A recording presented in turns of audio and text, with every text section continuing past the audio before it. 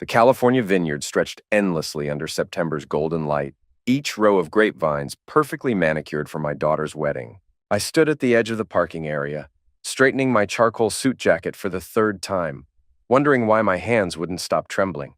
24 years of fatherhood, and Victoria was about to marry someone I'd met exactly twice. The irony wasn't lost on me. I'd financed this entire celebration through the divorce settlement money Elena had fought so viciously to minimize. $50,000 for flowers, catering, and a dress that cost more than my first car. But Victoria deserved perfection, even if I'd have to endure Elena's presence to witness it. I checked my phone, 3:47 p.m. The ceremony would start in 13 minutes, and I still hadn't located my assigned seat. Elena's meticulous planning had relegated me to the third row, behind her art gallery friends and Damien's investment cronies. The message was clear. I was invited, tolerated, but certainly not family. "Marcus!" A voice called across the gravel parking lot. Samuel Kane approached, his silver hair gleaming, expensive Italian leather shoes crunching with each step. My lawyer and oldest friend looked concerned. "You sure you want to do this? We could still leave." "She's my daughter, Sam. I wouldn't miss this." He studied my face with the same intensity he reserved for hostile witnesses. "Elena's going to make this difficult.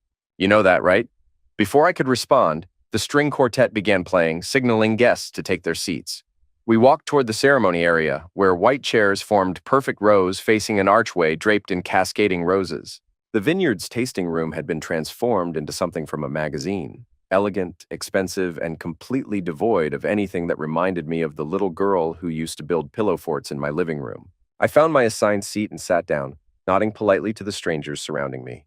3 rows ahead, Elena held court with her usual collection of admirers, gallery owners, wine collectors, and social climbers who hung on her every perfectly articulated word. She wore a navy blue dress that probably cost more than most people's monthly rent, her auburn hair styled in an elaborate updo that screamed professional salon. The music shifted and guests rose as Victoria's bridesmaids began their procession. Each young woman looked radiant in dusty rose silk, but I barely registered their faces. My attention was fixed on the archway, waiting for my first glimpse of Victoria in her wedding dress.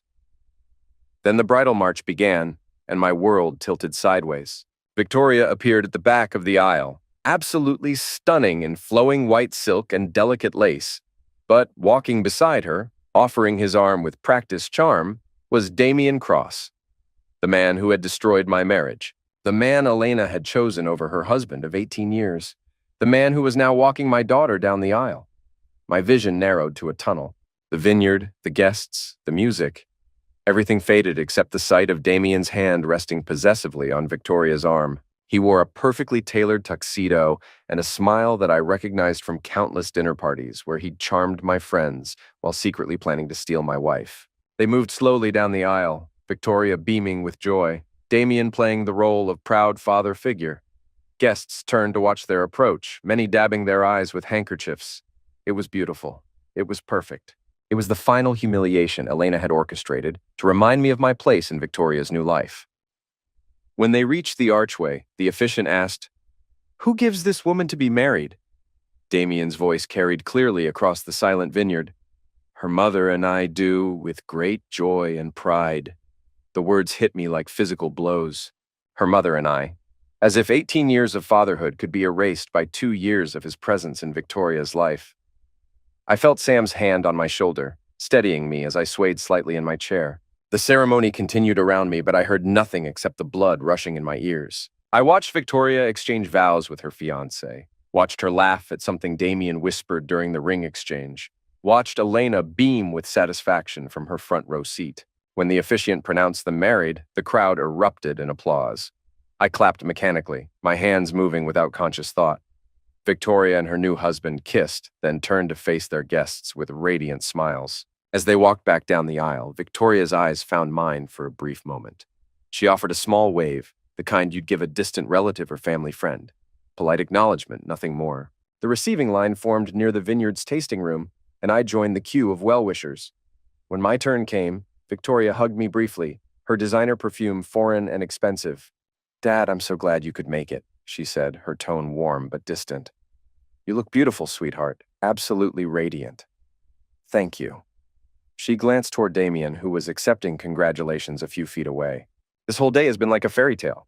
I'm happy for you, Victoria. Truly. She squeezed my hand once, then turned to greet the next guest.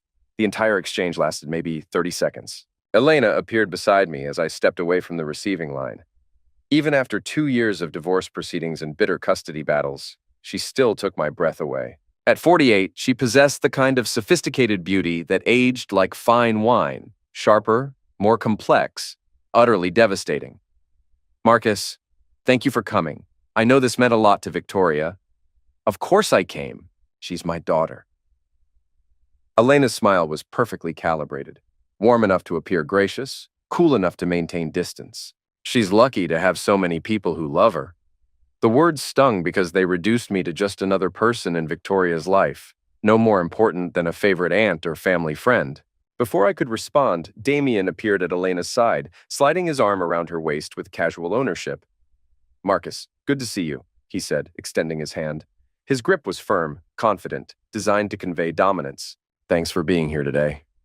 I wanted to refuse the handshake, to tell him exactly what I thought of his presence in my daughter's life. Instead, I gripped his hand and squeezed harder than necessary. Wouldn't miss it, I said evenly. Victoria's been so excited about today. We've been planning it for months. He emphasized we just enough to make his point clear. She mentioned you've been very involved, I replied, fighting to keep my voice neutral. Elena's eyes flickered with something that might have been warning or amusement. Damien's been wonderful with Victoria. He's really stepped up as a father figure. The phrase father figure hit me like a slap. I'd been Victoria's father for 24 years, not a figure or a substitute, but the real thing. I'd taught her to ride a bike, helped with homework, walked the floor with her during colic-filled nights that Elena couldn't handle. That's generous of him, I managed. Well, Elena said, glancing toward the reception area where guests were beginning to gather, we should probably join the party. The photographer wants to get some family photos before dinner. Family photos? Without me, I watched them walk away together. Elena elegant and poised, Damien confident and commanding. They looked like the perfect couple, successful and sophisticated. Exactly the kind of people who belonged at a vineyard wedding costing more than most people's annual salary. The reception was held in the vineyard's barrel room, transformed with thousands of twinkling lights and elaborate floral arrangements. Round tables draped in ivory linens filled the space, each centerpiece worth more than I'd spent on Victoria's childhood birthday parties combined. I found my assigned table in the back corner, seated with Elena's gallery assistant, a wine distributor, and several people I didn't recognize. The placement was deliberate, close enough to be included, far enough to be insignificant. During dinner, I watched Damien give a toast that brought tears to half the room. He spoke eloquently about Victoria's strength, intelligence, and beauty, about how proud he was to welcome her husband into their family. The applause was thunderous. When Elena spoke, she thanked everyone for celebrating our daughter's special day and praised Damien for being such a positive influence in Victoria's life. She didn't mention me once. I excused myself before dessert and walked outside into the cooling evening air. The vineyard was beautiful at sunset, golden light filtering through the grape leaves, but I couldn't appreciate it. All I could think about was the carefully orchestrated message Elena had sent today. I was no longer Victoria's father in any meaningful sense. My phone buzzed with a text from Sam. Ready to leave? I'll drive. I was typing my response when footsteps approached on the gravel behind me. I turned to see Elena walking toward me, having shed her heels for the uneven ground. I thought I might find you out here, she said softly. Just getting some air. She stopped a few feet away, close enough to talk without being overheard, but far enough to maintain the careful distance that had defined our interactions since the divorce. Marcus, I want you to know that having Damien walk Victoria down the aisle wasn't meant to hurt you. I studied her face in the fading light. Even now, even after everything she'd put me through, part of me wanted to believe her sincerity was real. Then why did it happen that way? She sighed, wrapping her arms around herself against the evening chill. Victoria asked him to do it. She felt like he'd been more present in her life these past 2 years, especially during the wedding planning. More present? Elena, I've been her father for 24 years. I know that, and you'll always be her real father. Just not today. The words hung in the air between us like a challenge. Always her real father, but not today. Not when it mattered. Not when the cameras were rolling and the memories were being made. Do you have any idea what it felt like to watch another man walk my daughter down the aisle? Elena's expression softened slightly. I can imagine it was difficult. Difficult? I laughed bitterly. Elena, you orchestrated this entire thing to humiliate me. The seating arrangement, the family photos, having Damien give the father's toast, all of it was designed to show everyone that I've been replaced. That's not true, Marcus. You're being paranoid. Am I? Then why wasn't I included in any of the wedding planning? Why wasn't I consulted about the guest list or the menu or any of the 1,000 decisions that went into this day?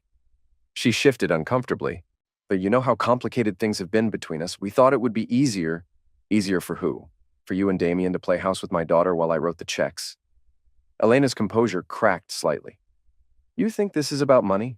You think I care about your financial contribution? I think you care about control.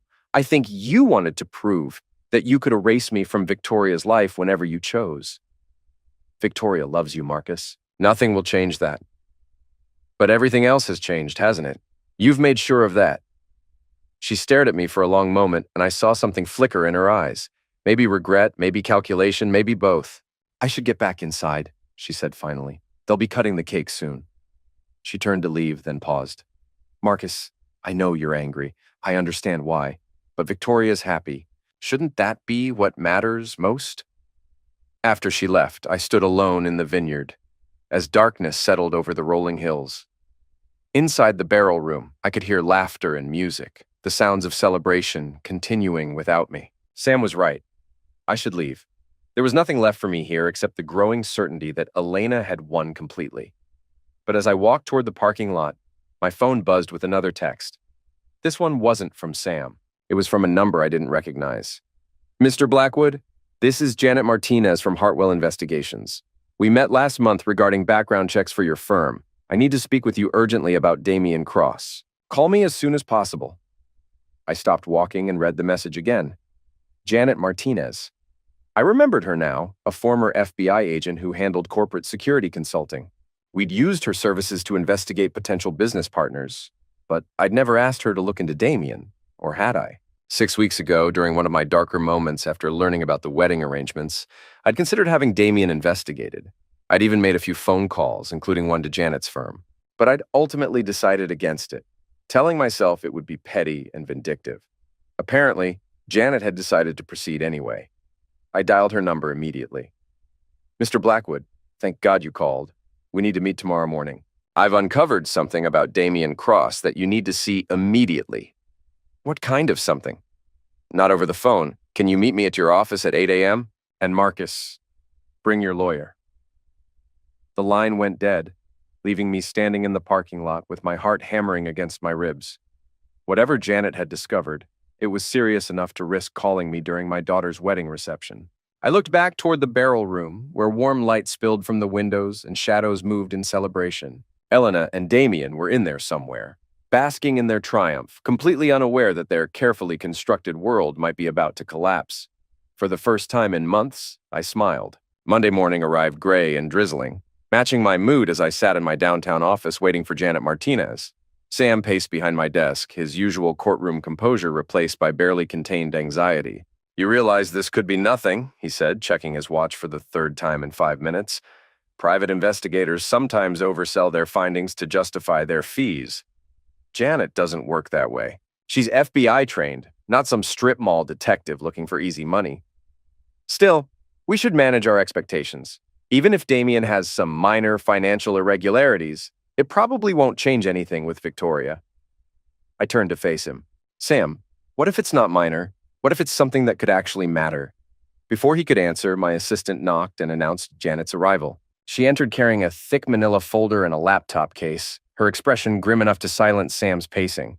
Janet Martinez was in her early 50s with steel gray hair and the kind of direct gaze that made guilty people confess without being asked. She'd spent 20 years with the Bureau's Financial Crimes Division before starting her own consulting firm. Gentlemen, thank you for meeting on short notice. What I'm about to show you is going to be disturbing. She opened her laptop and connected it to my office's presentation screen. Financial documents filled the display. Bank statements, wire transfers, investment records. I started looking into Damien Cross 6 weeks ago when your assistant mentioned you were considering a background check. Even though you never formally hired me, I continued the investigation because I found irregularities that concerned me. The first document showed Damien's hedge fund, Cross Capital Management. On the surface, it appeared successful. Steady returns, satisfied investors, all the hallmarks of a legitimate operation. Cross Capital manages approximately $400 million in assets, Janet continued, including several high-profile clients and institutional investors. But look at this. She clicked to the next screen, showing detailed transaction records. Damien has been running what's essentially a sophisticated Ponzi scheme for the past 3 years. He's using new investor money to pay returns to existing clients while siphoning off millions for personal use. Sam leaned forward, studying the numbers. How much are we talking about? Conservative estimate? He's stolen at least $25 million. But here's where it gets personal for you, Marcus. The next document made my blood run cold. It was a trust fund statement. Victoria's trust fund, established when she turned 18 with money from her grandfather's estate. Damien convinced Elena to consolidate Victoria's trust assets under his management 18 months ago. The original balance was $1.2 million. Current balance is $87,000. The room spun slightly. He stole over $1 million from my daughter? It gets worse. He used Elena's power of attorney to access the funds, claiming they were being moved to higher yield investments. In reality, he was using Victoria's money to cover shortfalls in his hedge fund. Janet pulled up another document. He's also been manipulating Elena's gallery finances. She took out a business loan secured by the gallery property to invest with Damien. When that money disappeared into his scheme, she mortgaged her personal residence to keep the gallery afloat. I stared at the evidence spread across my screen, trying to process the magnitude of Damien's betrayal. He hadn't just stolen money. He'd systematically destroyed both Elena's and Victoria's financial security while playing the role of devoted stepfather. How long before this collapses? Sam asked. Soon. The SEC has been investigating Cross Capital for 3 months. They're planning raids next week. When that happens, everything will come out. The missing money, the falsified statements, all of it. I stood and walked to my office window, looking down at the busy street below. People hurried past on their way to jobs and meetings, completely unaware that their lives could be destroyed by someone they trusted. Does Elena know? I asked without turning around. I don't think so. Damien's been very careful to keep her isolated from the financial details. She believes her investments are performing well because he's been showing her fabricated statements. Sam cleared his throat. Marcus, you understand what this means? When the SEC raids happen, Elena and Victoria will lose everything. Elena's gallery, her house, Victoria's trust fund, all of it will be frozen as part of the investigation. I turned back to face them. And there's nothing we can do to stop it? Janet shook her head. The federal investigation is too far advanced, but there might be ways to minimize the damage to your daughter, such as if someone were to file a civil lawsuit immediately before the SEC freezes the assets, it might be possible to recover some of Victoria's money. The key would be acting fast before Damien realizes we know about his scheme. Sam was already reaching for his phone. I can have papers filed by this afternoon. Fraud, breach of fiduciary duty, theft. We'll throw everything at him. Wait, I said, holding up my hand. Before we do anything, I need to think about this. Janet looked surprised. Marcus, every day we wait is another day he could move money offshore or destroy evidence. I understand that. But I need to consider the impact on Victoria. She just got married. She's happy. If we expose this now, it will destroy her world. Her world is already destroyed, Sam said bluntly. She just doesn't know it yet. At least this way we might be able to save something. I walked back to my desk and sat down heavily. Show me everything, every document, every transaction, every lie he's told. I want to understand the full scope of this before I decide what to do. For the next 2 hours, Janet walked us through Damien's elaborate scheme. It was brilliantly constructed and absolutely devastating. He'd exploited Elena's trust, Victoria's inexperience, and the financial complexity that most people couldn't navigate. The most damaging revelation came near the end of Janet's presentation. She pulled up a series of emails between Damien and his business partner, discussing their strategy for managing the wife situation. In one particularly vile exchange, Damien wrote, Elena's completely under control. She believes everything I tell her about the investments. The daughter's trust fund should cover our shortfall for another 6 months, maybe longer if we're careful. His partner responded, What about the ex-husband? He's got money and might start asking questions. Damien's reply, Not a problem. Elena's turned the daughter against him completely. He's isolated and irrelevant. By the time he figures out what's happening, we'll be in the Cayman Islands. I stared at those words until they burned into my vision. Isolated and irrelevant. That's how Damien saw me. Not as a threat, but as a pathetic figure he could dismiss without concern. I've seen enough, I said finally. Janet closed her laptop. What's your decision? I looked at Sam, then back at Janet. File everything. Sue him for every penny he's stolen. I want his life destroyed as completely as he destroyed theirs. And Elena? She's going to be devastated when this comes out. I thought about Elena's words at the wedding. You'll always be her real father, just not today. About how she'd orchestrated my humiliation while trusting the man who was systematically stealing from our daughter. Elena made her choice, I said. She chose to trust a stranger over the father of her child. She chose to exclude me from Victoria's life while giving Damien complete access to her finances. Now she can live with the consequences. Sam was already drafting legal documents on his laptop. This is going to be ugly, Marcus. When we file suit, the media will pick it up. Elena's gallery has a high profile in the art world, and Damien manages money for some prominent people. This will be front-page news. Good. Let everyone see what kind of man Elena chose over her husband. Janet packed her files. I'll need a formal retainer agreement to continue investigating. There might be more assets we can recover if we move quickly. Done. Whatever it takes. After they left, I sat alone in my office, staring at the city beyond my windows. 6 hours ago, I'd been a divorced father trying to accept his diminished role in his daughter's life. Now I was about to become the instrument of destruction for everyone who had betrayed me. My phone buzzed with a text from Victoria. Dad, thank you again for coming to the wedding. It meant a lot to have you there. Love you. I stared at the message for a long time before responding. Love you too, sweetheart. Always. By Thursday, Sam had filed a comprehensive lawsuit against Damien Cross and Cross Capital Management. The complaint detailed extensive fraud, breach of fiduciary duty, and theft of trust assets totaling over $1 million. We'd asked for immediate asset seizure and punitive damages that would bankrupt Damien, even if he somehow avoided criminal prosecution. Janet's investigation had uncovered additional evidence, including offshore accounts in the Cayman Islands and Switzerland where Damien had been moving stolen funds. The total scope of his theft was approaching $40 million, with Victoria's trust fund representing just a fraction of his sufferers. On Friday morning, FBI agents raided Cross Capital's offices in downtown San Francisco. The story broke on the financial news networks within hours. Prominent hedge fund manager arrested in massive Ponzi scheme. My phone started ringing immediately. Reporters wanted comments about the lawsuit. Business associates asked if I'd been affected. Friends who remembered Damien from my marriage to Elena called with shocked reactions. I ignored them all and waited. The call I was expecting came Friday evening while I was reviewing Janet's latest report. Elena's name appeared on my phone screen, and I let it ring 4 times before answering. Marcus, thank God. I've been trying to reach you for hours. Her voice was different, shaky, desperate, completely stripped of the confident control she'd maintained since our divorce. Hello, Elena. Marcus, I need help. The FBI came to the gallery today. They're saying Damien stole money from clients, including Victoria's trust fund. They're freezing everything. My accounts, the gallery, even my house. I don't understand what's happening. I set down Janet's report and walked to my office window. The city lights sparkled below, each one representing someone going about their normal life, unaware of the drama unfolding in mine. I'm sorry to hear about your troubles. My troubles? Her voice cracked. Marcus, they're saying he stole over $1 million from Victoria. Her college fund, her trust money, everything her grandfather left her is gone. That must be devastating for you. Devastating? It's impossible. Damien would never steal from Victoria. He loves her like his own daughter.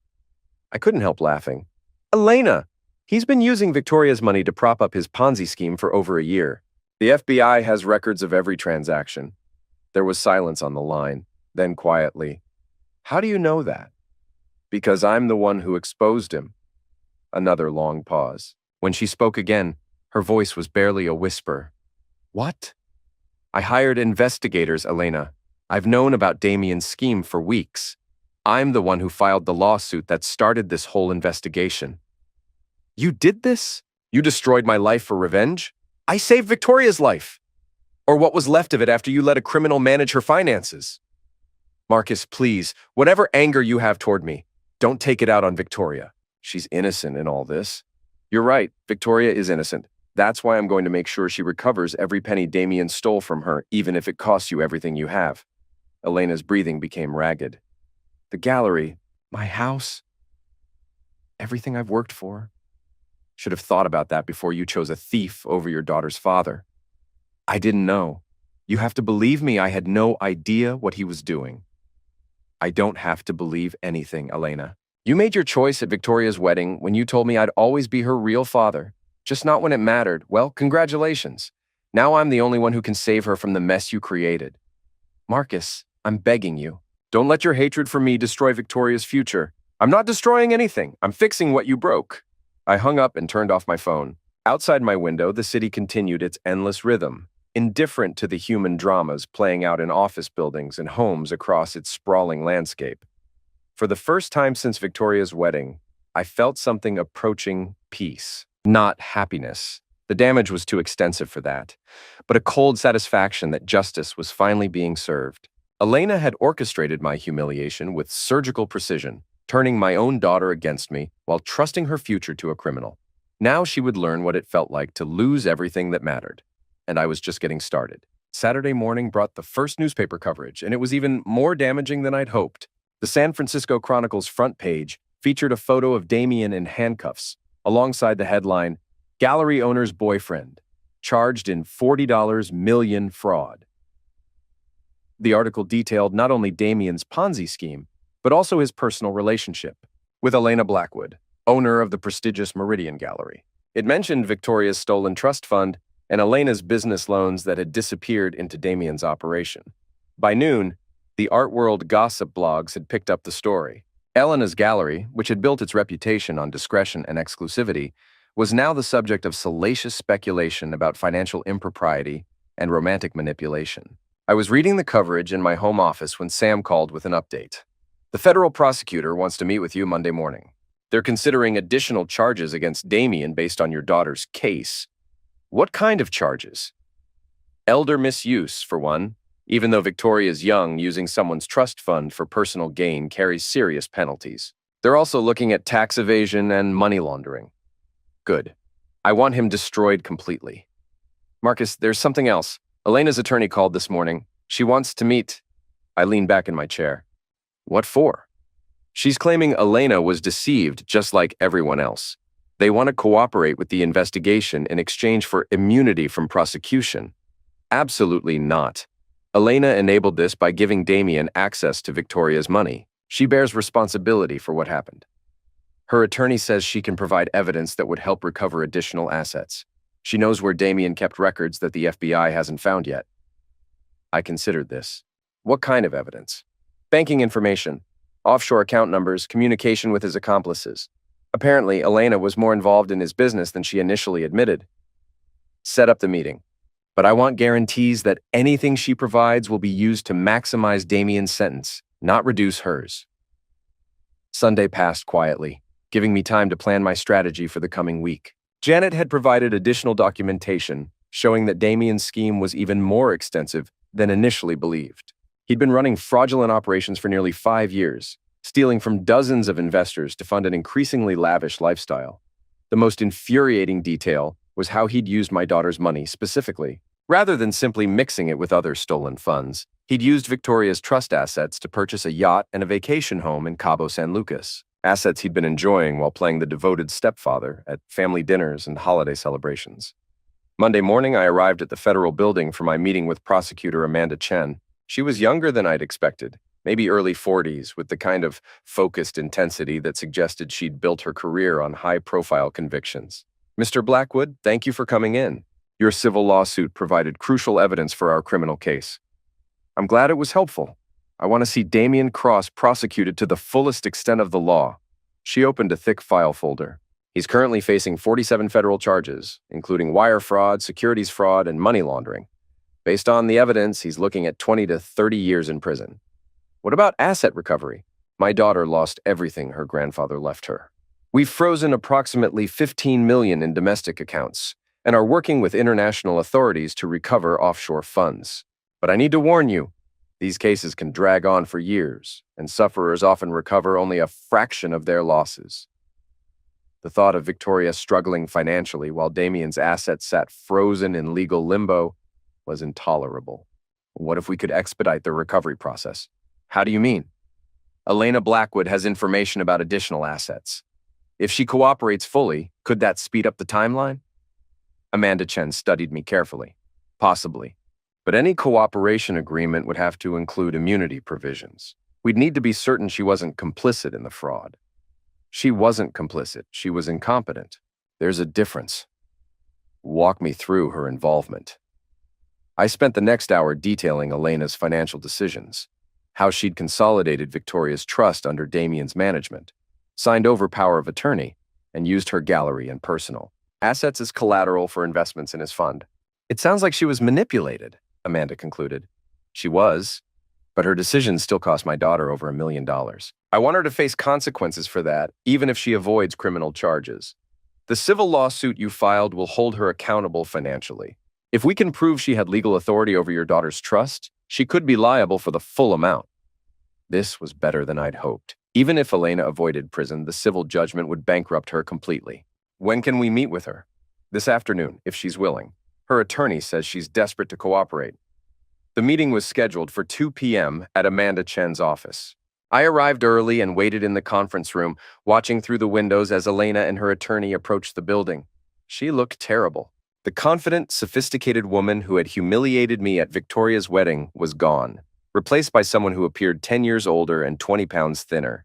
Her usually perfect hair hung limp around her shoulders, and her expensive clothes couldn't hide the hollow exhaustion in her eyes. When she entered the conference room, she avoided my gaze entirely. Her attorney, David Walsh, was a criminal defense specialist I recognized from high-profile white-collar cases. "Thank you all for meeting," Amanda began. "Miss Blackwood, you understand this conversation is being recorded and anything you say can be used in the prosecution of Damien Cross?" Elena nodded without speaking. "Tell us about your financial relationship with Mr. Cross." For the next 2 hours, Elena detailed her involvement with Damien's operation. The story that emerged was even more damaging than I'd imagined. Damien hadn't just stolen money. He'd systematically isolated Elena from anyone who might question his financial advice. He'd convinced her to fire her longtime accountant, switch banks, and avoid discussing investments with friends or family. "He said Marcus would try to sabotage our investments out of jealousy," Elena explained, her voice barely audible. "He made me promise not to discuss financial matters with anyone else." Amanda took detailed notes as Elena described Damien's manipulation tactics. "Did he ever ask you to sign documents you didn't understand?" "Constantly. He said the paperwork was just routine regulatory filings, that I didn't need to worry about the details." Elena's hands trembled as she reached for a tissue. I trusted him completely. He was so knowledgeable, so confident about everything. "What about your daughter's trust fund? How did that come under his management?" Elena glanced at me for the first time since entering the room. Victoria was struggling with her student loans, and her trust was earning almost nothing in a basic savings account. Damien said he could triple her returns within 2 years. "Did you consult with anyone before making that decision?" Amanda asked. "I should have talked to Marcus," Elena's voice cracked. "But Damien convinced me that Marcus would try to block any changes out of spite. He said we needed to act quickly to take advantage of market conditions." I felt a familiar surge of anger. Even now, Elena was portraying herself as a sufferer rather than acknowledging her role in excluding me from decisions affecting our daughter's future. "Miss Blackwood," I said, speaking for the first time since the meeting began, "did it ever occur to you to get a second opinion about moving Victoria's money? To consult with an independent financial advisor?" Elena flinched. "Damien said that would delay everything, that we might miss the opportunity. Did it occur to you to ask Victoria what she wanted? She was 22 years old enough to have input about her own trust fund." "Marcus, please," David Walsh interrupted. "We're here to cooperate with the federal investigation, not to relitigate family disputes." Amanda Chen held up her hand. "Actually, these questions are relevant. Miss Blackwood, did your daughter consent to transferring her trust assets?" Elena's composure finally cracked completely. Tears streamed down her face as she struggled to speak. I thought I was doing what was best for her. Damien showed me projections, success stories from other clients. I believed I was securing her future. By excluding her father from the decision? Damien said, he said that involving Marcus would create legal complications because of the divorce settlement, that it was cleaner if I handled everything as her mother. I stood up abruptly, my chair scraping against the floor. Legal complications? Elena, I'm Victoria's father. I had every right to be consulted about her trust fund. You're right, she whispered. I'm sorry. I'm so sorry for everything. The apology hung in the air like a challenge. Part of me had waited 2 years to hear those words, but now they felt empty, meaningless. Sorry wouldn't restore Victoria's trust fund or repair the relationship Elena had poisoned. Your apology doesn't change anything, I said. Victoria lost over $1 million because you chose to trust a criminal over her father. Amanda Chen intervened before the conversation could deteriorate further. Miss Blackwood, we need specific information about Mr. Cross's financial operations, account numbers, passwords, location of records, anything that can help us recover stolen assets. Elena reached into her purse and withdrew a small notebook. I wrote down everything I could remember: bank routing numbers, investment account details, even the combination to his safe. She slid the notebook across the table. There's a storage unit in Marin County where he kept additional records. Unit 247 at Bayside Storage. He thought I didn't know about it, but I followed him there once when I was suspicious about some discrepancies. Amanda flipped through the notebook, her eyebrows rising. This is extensive. Why didn't you mention the storage unit to the FBI? I was scared. Damien always said that if his business was ever investigated, anyone connected to it would be prosecuted too. He made me believe I was already complicit just by being involved with him. Miss Blackwood, Amanda said carefully, based on what you've told us, it appears you were a sufferer of Mr.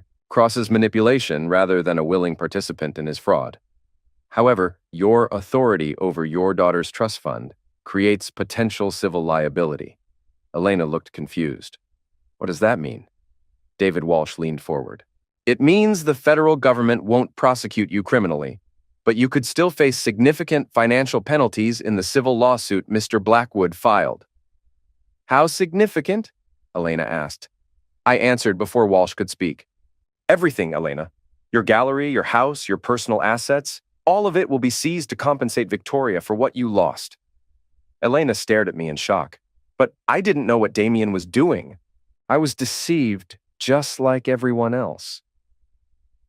You were deceived because you chose to exclude me from decisions about our daughter's money. You created the conditions that made Damien's theft possible. Amanda Chen gathered her notes. Miss Blackwood, the information you've provided will be very helpful in our prosecution of Mr. Cross. In exchange for your continued cooperation, the federal government will not pursue criminal charges against you. What about the civil case? Elena asked desperately. That's between you and Mr. Blackwood. Elena turned to me, her eyes pleading. Marcus, please, I know I made terrible mistakes, but I'm losing everything. The gallery that took me 20 years to build, the house where Victoria grew up, it's all going to be taken away. Good, I said simply. Maybe that will teach you to think twice before trusting strangers with your family's future. Elena's face went white. You really hate me that much? I don't hate you, Elena. I'm just done protecting you from the consequences of your choices. David Walsh tried one more approach. Mr. Blackwood, if Miss Blackwood loses her assets, she'll have no way to contribute to your daughter's financial recovery. Wouldn't it be better to reach some kind of settlement that preserves her ability to help? I considered this. Elena's gallery was worth several $1 million, and her house was valuable real estate in an expensive market.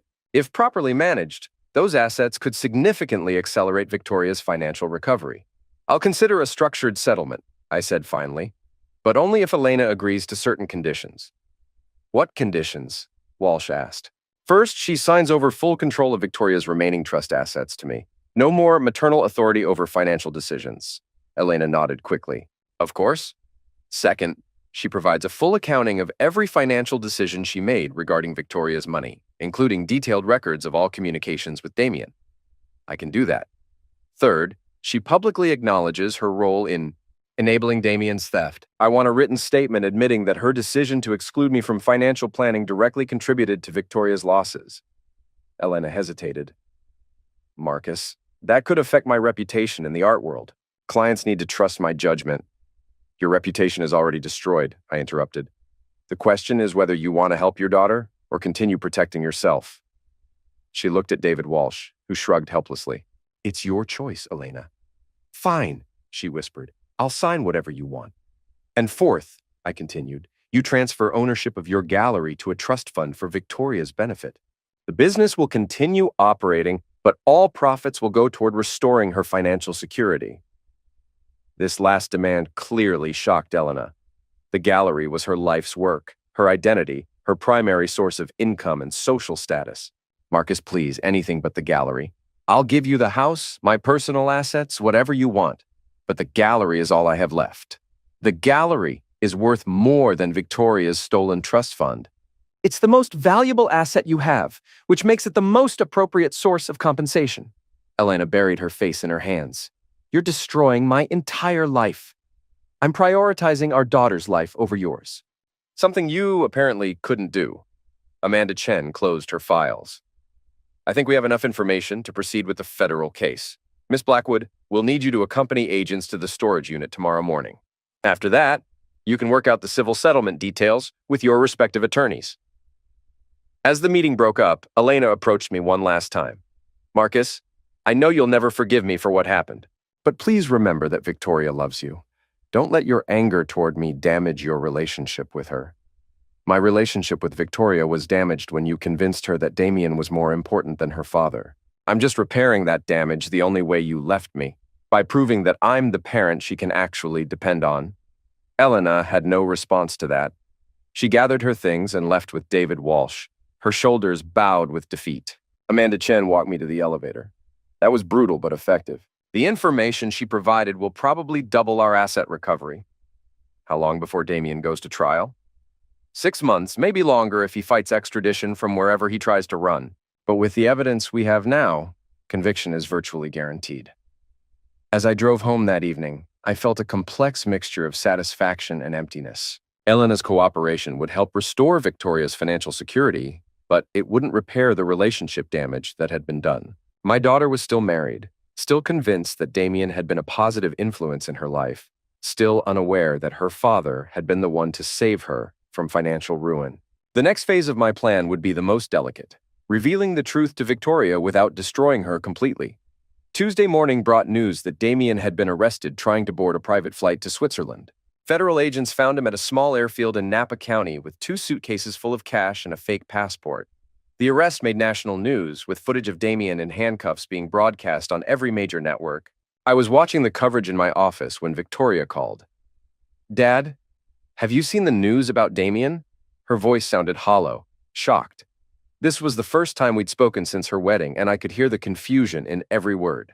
Yes, I saw it. How are you holding up? I don't understand what's happening. The news is saying he stole millions of dollars, that he was running some kind of scam, but that's impossible. Damien would never. Victoria, where are you right now? At home. Derek's at work, and I've been watching the news all morning. They're saying Mom lost the gallery, that my trust fund is gone. None of it makes sense. I made a decision that would change everything between us. Victoria, I need to see you. Can you meet me for lunch? Yes. I think I need to talk to someone who understands what's really happening. We met at a quiet restaurant in Marin County, far from the media circus surrounding Elena's gallery. Victoria looked fragile, her usual confidence replaced by uncertainty and fear. Dad, please tell me this is all some kind of mistake. I reached across the table and took her hand. I wish I could, sweetheart, but it's all true. Damien stole over $40 million from his clients, including the money your grandfather left you. Victoria's eyes filled with tears. But he was so good to me. He helped plan my wedding. He walked me down the aisle. How could someone who seemed to care about me steal from me? This was the moment I'd been dreading.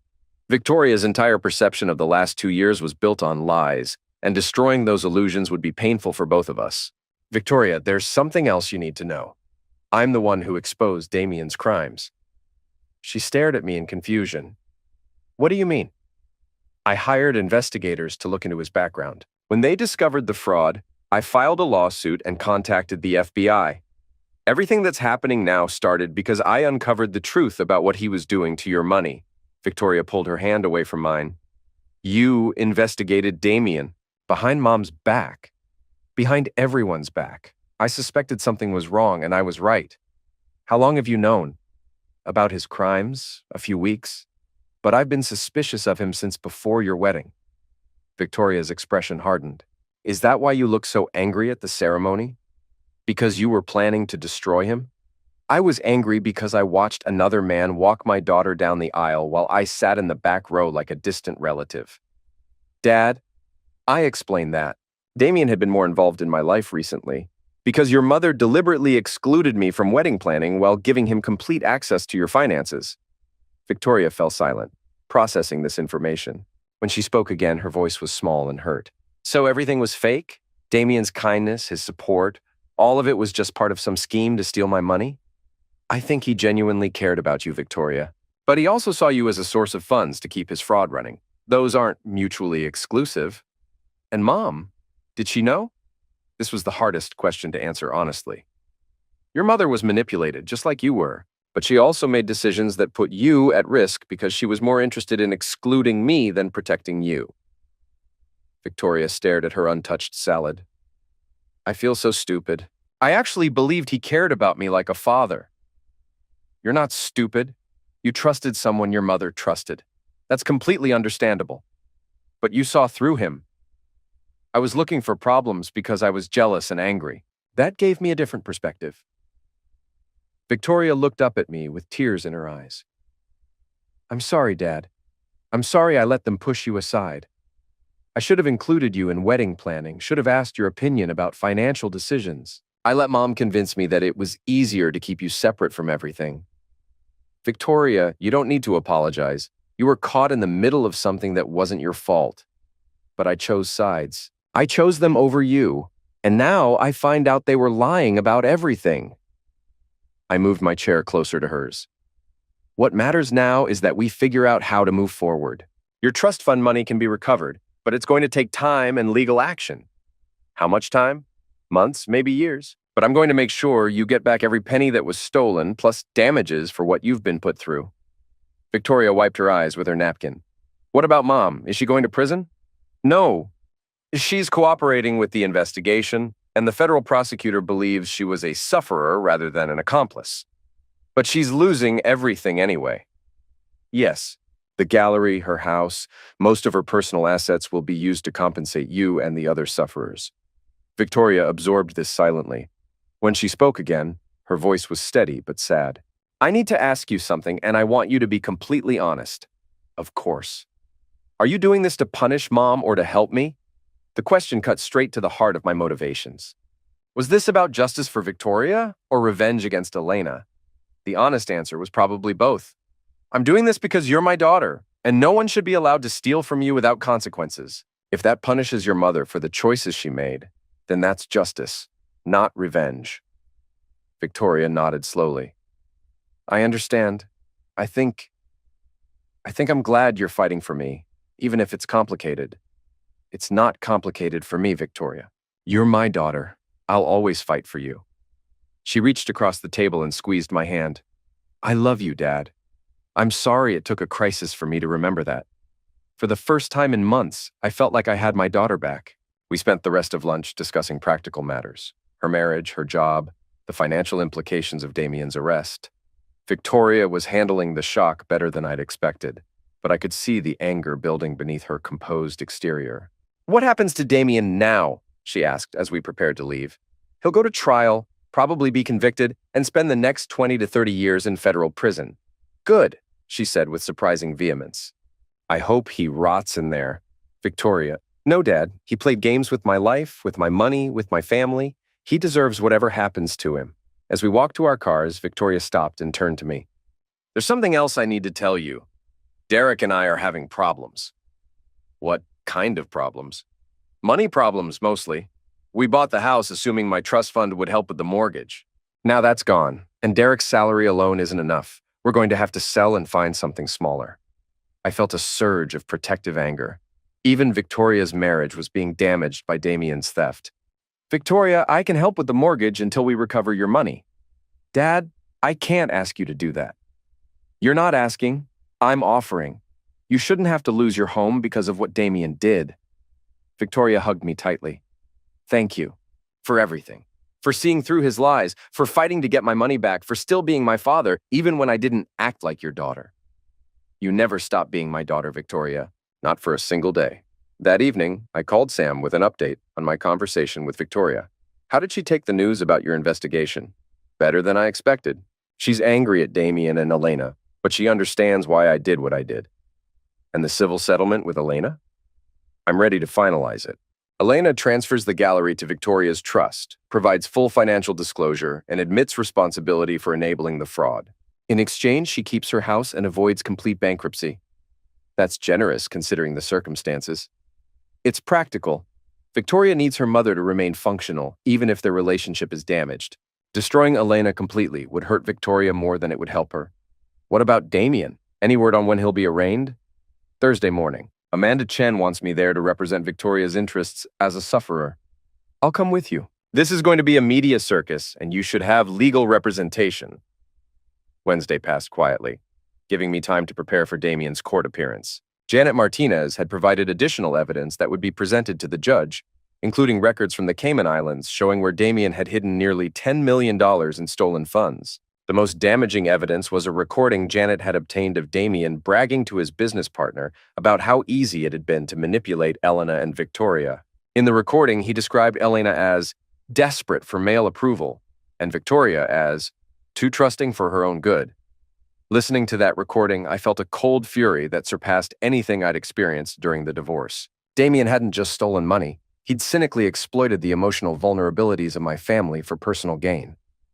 Thursday morning, I arrived at the federal courthouse to find news crews lining the street. Damien's arrest had become a major story, particularly because of his high-profile clients and his relationship with Elena's gallery.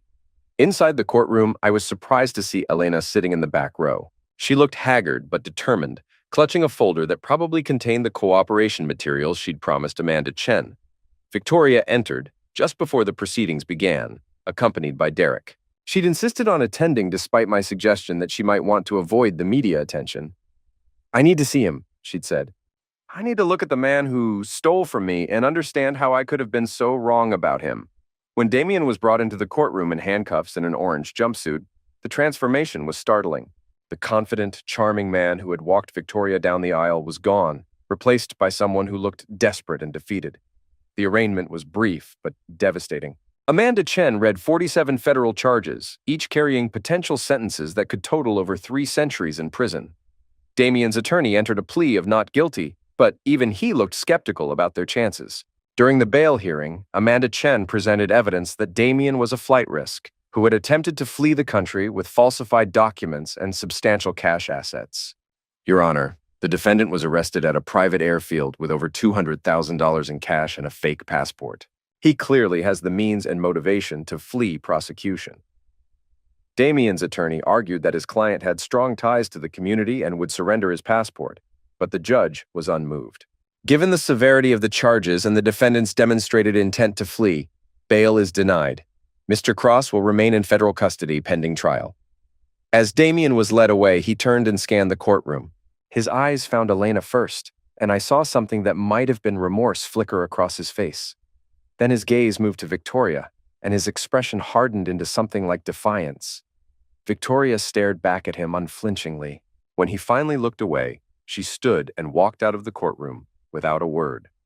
Outside the courthouse, we were ambushed by reporters shouting questions about the case. Victoria handled herself with surprising poise, offering a brief statement that she was grateful for the FBI's investigation and looked forward to seeing justice done. Elena emerged from the courthouse a few minutes later and was immediately surrounded by cameras. I watched from across the street as she struggled to answer questions about her relationship with Damien and the status of her gallery. Miss Blackwood, did you know about Mr. Cross's fraudulent activities? Were you aware that your daughter's trust fund was being stolen? Will you be able to keep your gallery open? Elena's responses were barely audible, but I could see her composure cracking under the pressure. Finally, David Walsh pushed through the crowd and escorted her to a waiting car. As they drove away, Victoria appeared beside me. She looks terrible, Victoria said quietly. She should.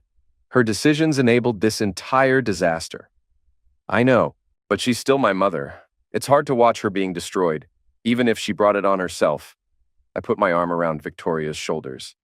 Your mother will survive this. She's stronger than she looks, and the settlement we're negotiating will leave her with enough to rebuild her life. What about rebuilding our family? Is that even possible after everything that's happened? It was a fair question. The events of the past month had exposed fractures in our family that went far beyond Damien's financial crimes. Trust had been broken, relationships had been damaged, and some wounds might never fully heal. I don't know, I said honestly, but I'm willing to try if you are. Victoria leaned against me, and for a moment we were just a father and daughter standing together against the world's chaos. I love you, Dad. Whatever happens next, I want you to know that I love you too, sweetheart, always. 6 months later, I stood in Victoria's new home, a modest but beautiful house she'd been able to afford after the first wave of asset recovery from Damien's case. The federal investigation had been remarkably successful, recovering nearly $30 million in stolen funds from offshore accounts and seized assets. Victoria's trust fund had been completely restored, plus substantial punitive damages that left her more financially secure than she'd ever been. The irony wasn't lost on me that Damien's theft had ultimately made my daughter wealthier than her grandfather's original bequest would have provided. Elena had honored the settlement agreement, transferring ownership of the Meridian Gallery to Victoria's trust while retaining management responsibilities. The arrangement allowed Elena to maintain her professional identity while ensuring that the gallery's profits would benefit Victoria for years to come. The gallery had actually thrived under the new structure. The media attention from Damien's case had brought unexpected publicity, and several high-profile artists had requested representation specifically because of the gallery's integrity and transparency in handling the crisis. Elena had also kept her house, though she'd been forced to take a substantial mortgage to pay for her legal fees and other settlement costs. The proud, sophisticated woman who had orchestrated my humiliation at Victoria's wedding was now living paycheck to paycheck, dependent on her daughter's generosity for financial security. Justice, I reflected, took many forms. Damien's trial had lasted 3 weeks and ended with convictions on all 47 charges. He'd been sentenced to 45 years in federal prison without possibility of parole. At age 45, he would spend the rest of his life behind bars. The most satisfying moment had come during sufferer impact statements, when Victoria addressed the court about how Damien's betrayal had affected her family. The defendant didn't just steal money, she'd said, her voice steady and strong. He stole trust. He manipulated my mother's emotions and my own inexperience to gain access to assets that represented my grandfather's love and my father's planning for my future. He turned my family against each other and nearly destroyed relationships that took decades to build. Damien had shown no emotion during her statement, staring straight ahead as if Victoria's words couldn't touch him. But I'd seen his hands shaking slightly, and I knew her words had found their mark. Now, as I watched Victoria hosting a dinner party for friends and family, I marveled at how much had changed. Derek had proven himself during the crisis, supporting Victoria emotionally while working extra hours to help with their expenses before the asset recovery came through.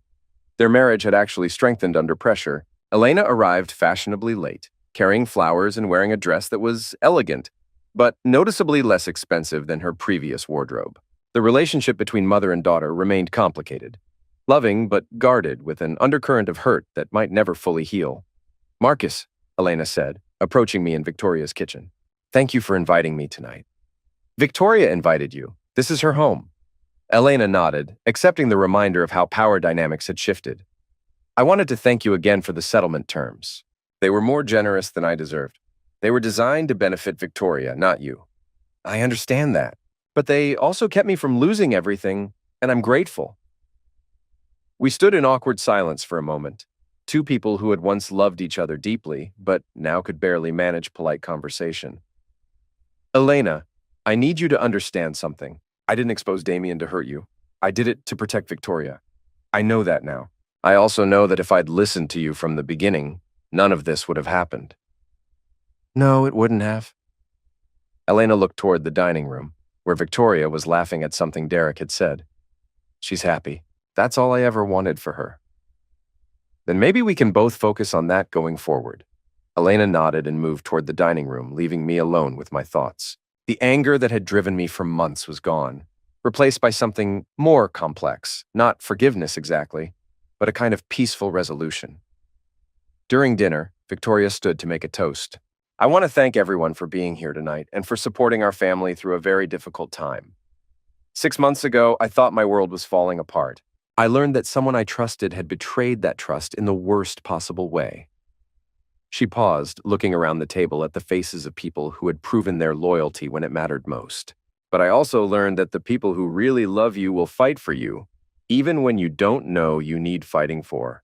Dad, thank you for seeing through lies I couldn't see, for protecting assets I didn't know were threatened, and for never giving up on our relationship even when I made that difficult. I felt tears threatening and blinked them back. You never needed protecting from me, Victoria.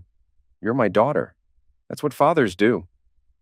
And Mom, Victoria continued, her voice gentler but still careful. Thank you for cooperating with the investigation, even though it cost you personally. I know you were deceived too, and I'm grateful that you chose helping me over protecting yourself. Elena wiped her eyes discreetly. I should have protected you from the beginning. I'm sorry it took a crisis for me to remember that my first loyalty should always be to you. As the evening wound down and guests began to leave, Victoria walked me to my car. Dad, I have something to tell you. Derek and I are trying to have a baby. The news hit me with unexpected emotional force. Victoria, that's wonderful. I wanted you to know because when we do have children, I want them to know their grandfather. I want them to understand that family loyalty matters, that you fight for the people you love even when it's difficult. I'd be honored to be their grandfather. Victoria hugged me tightly. You've been the most important constant in my life, even when I didn't appreciate it. I won't make that mistake again. As I drove home through the quiet streets, I reflected on the strange journey that had brought us to this point. Elena's betrayal and Damien's crimes had nearly destroyed my family, but they had also revealed truths that might never have emerged otherwise. Victoria now understood the difference between people who claimed to love her and people who actually protected her interests. Elena had learned that manipulation and exclusion carried devastating consequences. And I had discovered that sometimes the only way to save a relationship is to be willing to fight for it, even if that fight causes temporary damage. The man who had attended Victoria's wedding 6 months earlier, wounded, isolated, convinced that his role in his daughter's life was finished, was gone. In his place was someone harder, but also more purposeful. Someone who understood that love without strength was just sentiment, and that protecting family sometimes required destroying those who threatened it. My phone buzzed with a text from Victoria. Thank you for everything, Dad. Sleep well. Love you. I smiled and typed back, love you too, sweetheart. Always. Outside my window, the city sparkled with endless possibilities, and for the first time in years, I felt genuinely optimistic about the future. Justice had been served, family bonds had been tested and proven strong, and my daughter was safe. Sometimes that's all a father can ask for.